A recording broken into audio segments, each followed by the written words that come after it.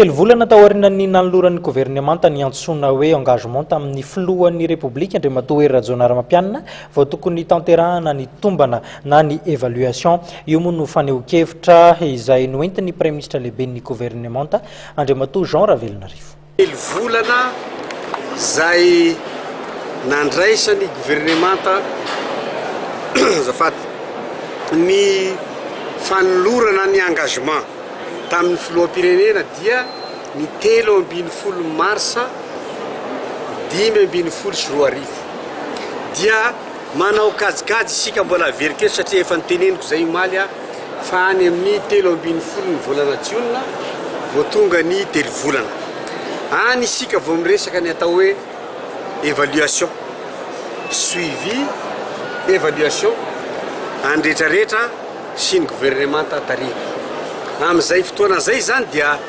tsy maintsy hoiteo ny atao hoe culture des résultats garant de développement zany hoe ny fomba nampiarana any les initiatives pour les résultats rapides ary zay zavatra zay moa dia mizara sokajiny telo voale ao ny sokajy politika économique social efa nlazaiko ihany zany omaly ary am'izay fotoana zay dia efa nisy engagement ny raisiny gouvernemanta tamin'io eo isika dia miresaka am'izay zay vao miresaka ny atao hoe remaniema satria mivoaka ny vokatra